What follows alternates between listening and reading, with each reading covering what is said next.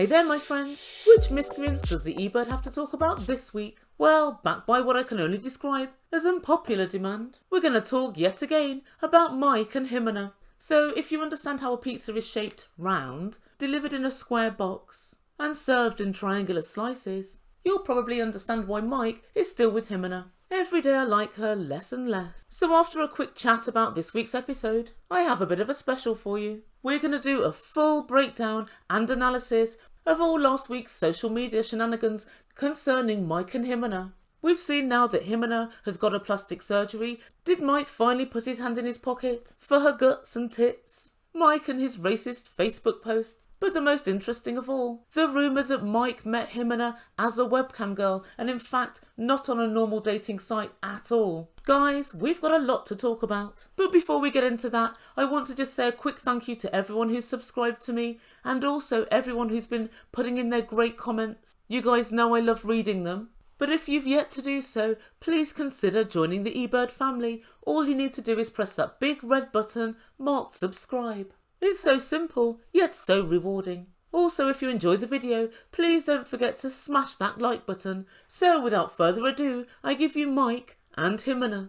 So we pick up this week where we left off last week, and Mike has just had the news from his friend Nelsie, confirming the fact that Ximena literally hates the sight of him. And of course, not forgetting, she literally can't stand to be near you and she hates the sight of you. Nelsie's nothing if not thorough. And finally, Mike gets it and he says to Ximena, I hope we can be friends. And the Ebird does too, just not with each other. But then Ximena does a 1-2 flipperoo and she says, I don't want this to be finished. I just need space to really think things over. What? Space to think things over? Most people need time to think things over. But she wants to ensure that Mike stays as far as is humanly possible away from her. Such is the strength of her visceral dislike for him.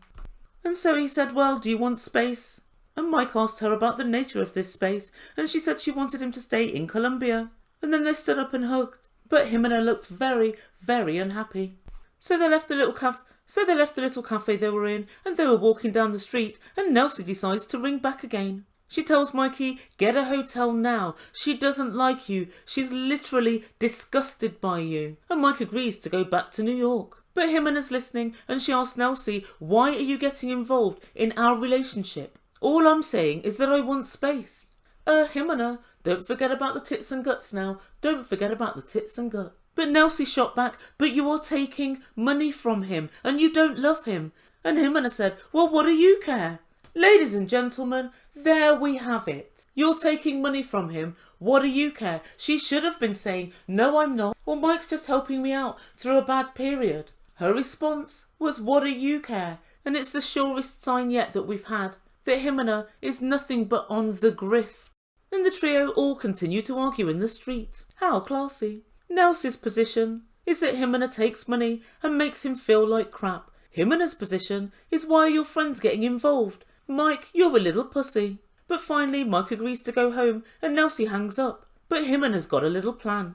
And when Mike tells her, I'm going to stay at a hotel, she said, why? Because of your gossipy little friend?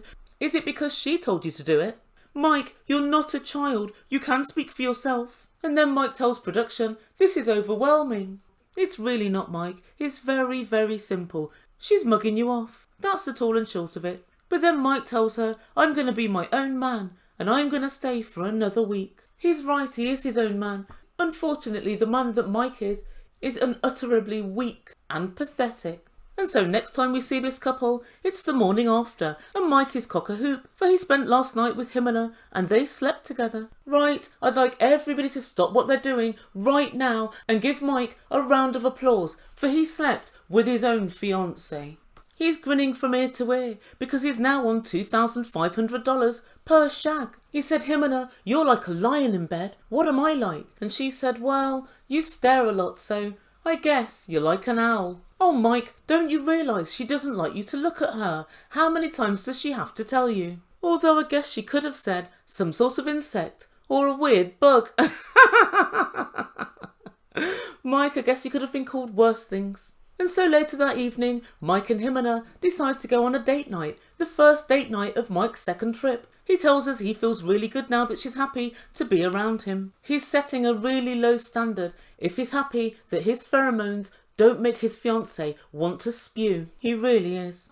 And so they get into a taxi, and you can still tell that the atmosphere is very tense. At the restaurant, which it seems is lovely, they drink cocktails and they speak over the app. But guys, it's still definitely really awkward and a really stilted conversation. Beyond everything, beyond all the whole paying for her and whether she likes him or not, I've yet to see any real connection between this couple. They never have a laugh. They never seem to have anything in common. Nothing at all. And so they eat dinner and once more chat over the translation app. And Mike says, do you want to talk about the wedding? Mike, what wedding? Do you honestly think she's still going to marry you? Come on, wake up and smell the coffee. At this point, I can't even feel sorry for you because you're so ridiculous. And Mike says, I'd like a really small wedding. And Ximena says, fine, but you can't bring your gossipy friend. And in fact, she still wants to know why you tell people all of our problems. For the love of God, Mike, you need to grow up. Ximena, Mike is doing exactly the same as you did when he grossed you out. Remember when you said he's super gross? Because of his burping and farting.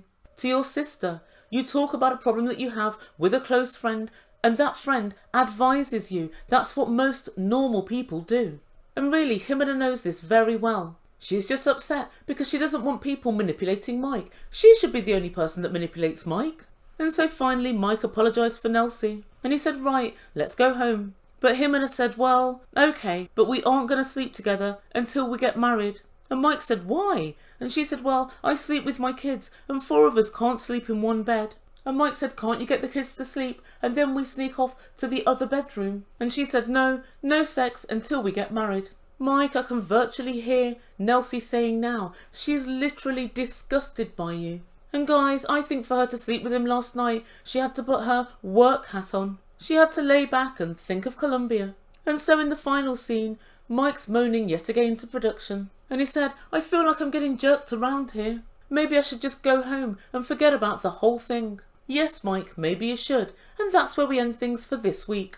So what does the Ebird make to all of this? So it's very clear that Ximena's just trying to string this thing out so she can get this boob job done.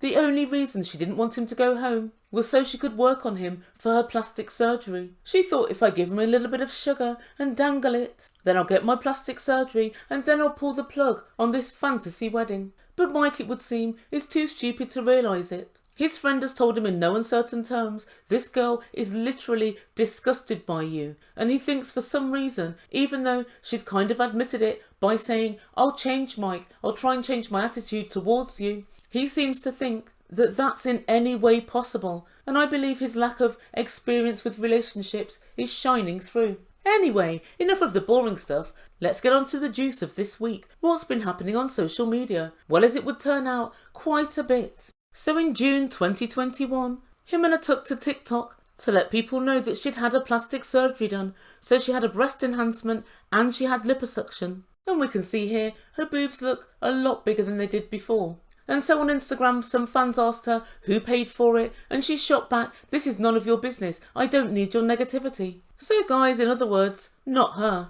But I think if we look at the videos and the pictures here, it's very clear she has had the work done. And now, fingers crossed, all being well, she'll be able to get a job as a model.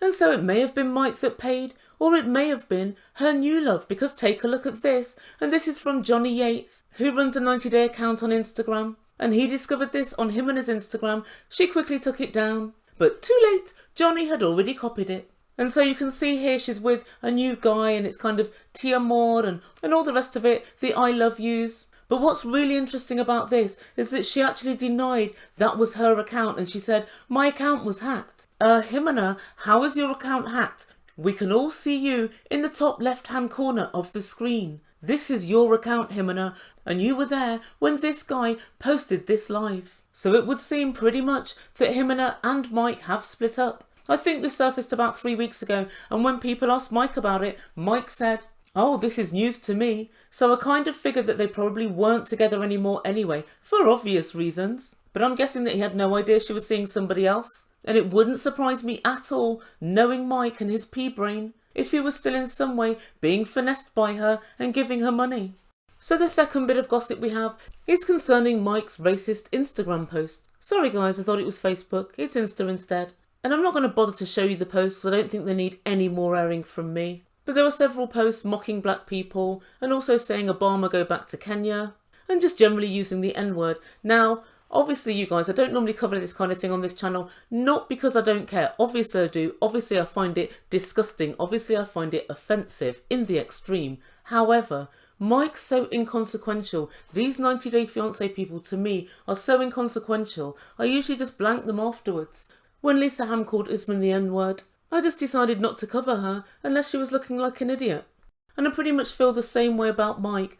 Mike's a 35-year-old loser who's had to go to South America and pay to get a girlfriend. It's not someone whose opinions I would give an F about. Seriously. However, someone earlier today was commenting on this and they were saying, what's the big deal? I don't care if Mike's racist. I'm Spanish and I hate Mexicans. And I found this asinine. Because someone's not being racist to you, you're being racist to someone. Of course you don't care. You're the one doing it. Honestly, I want to say shit for brains. But shit does have some use. It's a fertiliser at least. And of course they're no longer with us. They're blocked. Now we're not the thought police and we can't stop people thinking or feeling whatever they think or feel, but do not think for a second you can bring it to my eyes and I'm not going to have smoke for you. Of course I will. So he or she was swiftly blocked. And the Ebird family is a nice and inclusive family. And 99.999% of people, whatever their views, keep them to themselves. But just a word of warning, if anyone decides to say, it's no big deal, the N-word's not a big deal, blocked, that's it. Anyway, enough about that. On to the most interesting bit of gossip thus far. And that is the fact that apparently Mike and Ximena met, not on a dating website, as per their earlier lies, but they actually met on a webcam site. So according to Daily Soap Dish, Ximena was a cam girl, or online model. And so allegedly, Mike used to pay for Ximena's time when they first met. And then the relationship developed into something else. So I don't know if you guys know that much about cam girls. I didn't know an awful lot. And in fact, I watched a documentary earlier. And it was a very old BBC documentary, but it's quite interesting. And I'm going to link it down below for any of you who want to watch that. But basically cam girls just cavort, sometimes naked, sometimes not, in front of the camera. And the guys get to watch them and pleasure themselves. Now guys, if this rumour is true, it actually clarifies virtually every unanswered question I had with regard to this relationship. It's almost as if Stephen Hawking sprang back to life, wheeled his wheelchair in, and expanded on his black hole theorem. It's such a shame he's no longer with us. If only he knew. Turns out the black hole was Ximena's bloody pocket. So guys, if they did meet as part of this webcam service, everything's different, all change.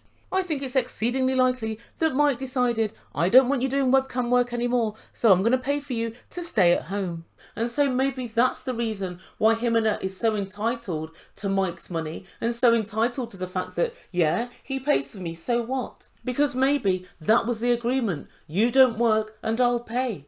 And if that was the agreement, I kind of get where she's coming from. Everyone's sitting around saying, oh, she's scamming Mike. And poor Mike thinks he's met a nice girl.